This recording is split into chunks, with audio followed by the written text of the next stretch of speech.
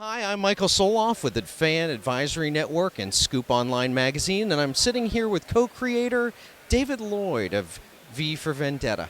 And David, can you tell us a little bit about your newest project, Aces Weekly, how it came about, and how you're getting creators and writers for it? Yeah, sure. For a couple of years, I always wanted to use a computer to get together a bunch of guys and do an anthology online, because it was such a simple process. You know, you ask people if you want to do something like an anthology, you put it on screen, no print costs, no distribution trouble, and I always wanted to do that. And then last year I thought, well, I really will do this, because it had been in the back of my mind for a while. Initially, I wanted to use somebody else's platform. There are various platforms you can use for this sort of material. But speaking to my collaborator and colleague Band Boss Giorgio, it's him and me that are actually doing it, doing the whole project. Although I'm the publisher, I'm the guy putting up the money. He said, well, it'd be much better if we had our own identity. Let's have our own website. And of course he was right. It's much more work, of course, but it's obviously much better to have your own identity. And the name of what we're doing is called Aces Weekly, as you said. It's basically an online anthology comic art magazine that comes out weekly. And from an economic point of view, you couldn't do that in print. Because if you try to do a weekly, the cost would be enormous, there'd be overheads, and the retailer and distributor, they would take away all the money that would make it viable. But if you do it online, there's no reason why you can't do it. So that's what I did. How I set it up was that I actually know lots of great people in the business. I've been around for a while. And many of the creators working on it are friends, trust me, respect me.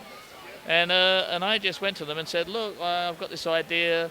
This is, I gave them basic info about, sort of what we were going to do, subject matter. The subject matter is actually wide open. But anyway, one of the draws for this is that what I said to people was, you can do 21 pages of whatever you like. And of course, not many publishers actually say that to people. 21 pages of whatever you like, and because I was asking mainly, professionals who've been in the business for a while, they didn't come up with anything wacky and self-indulgent. They came up with really interesting, entertaining stories, but things that they wanted to do. And the basis of Aces Weekly, in economic terms, is that it's a subscription-only service. And everyone who's actually working for this project is doing it for nothing up front. They're doing it because they care about the concept. They love the idea of going straight from the creator to the buyer, cutting out all those areas which take away a lot of money from the creator. And I've been I've done very well from regular publishing, so I have nothing against that. But anything I can do, anything we can do to maximize income to creators, well, let's do it. And, we're in that universe now. We have ebooks. We can go online easily. You don't have to go through repro. You just do the artwork. You just put it on screen. And basically, that's what we're into. We're into doing great comic art on screen. Not tricksy like a lot of other stuff, like a lot of other digital stuff. We're not motion comics. I mean, I personally don't like motion comics, but that's another story. The thing is, all the people working on Aces Weekly, it's just fantastic, great comic art on screen instead of on the page. It's that simple. And Can you tell us a little bit about your story that you're doing for it? yeah, sure. It's called Valley of Shadows. And it's set in a future California where the sun doesn't shine very much anymore, which is like a horrible nightmare, because I'm a regular visitor to California, and, it's one of those great things, especially if you're from England, where you can't really get guaranteed sunshine. So to me, that was like a real dystopia, California where the sun doesn't shine anymore.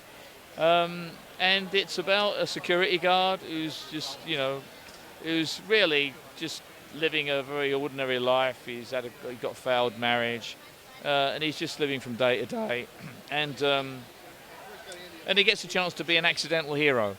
He saves a little girl from kidnappers, and he's got nobody. He doesn't know anybody can actually pass the girl on to. It's one of these terrible dramatic situations, and he ends up with this little girl on the run through Los Angeles, this new Los Angeles. And the little girl reminds him of his daughter because he really lost his daughter through a failed marriage. They're off with a guy who's got much more money than he has, and it's a kind of chase story. But it's about a guy, an ordinary guy, becoming a hero, and getting self-respect back. And I really enjoyed doing it. I'm doing it with a new writer called Dave Jackson. We co-plotted it, and I had a real ball doing it. And finally, do you have any other projects that you have upcoming in the future? No. Let me tell you, this is quite enough because for the first time I'm actually a publisher, providing a platform for people, and I honestly really never realised how much how much work that was admin. And no, I think this is quite enough on my plate for a while. And when I get a chance to do another story, I will, take my time with it. But as I say, I'm very happy with Valley of Shadows, and I'm very happy with all the other stuff that's in Aces Weekly because there were such a great guys.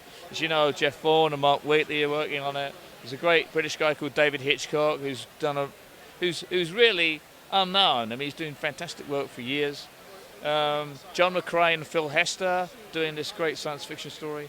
It's all absolutely terrific stuff, and I'm very proud to be with them, and they're to be working with such great people. Thank you so much for doing the interview, and it was a pleasure meeting you. All right, thank you. Have a great one. This is Michael Soloff reporting live from New York Comic Con.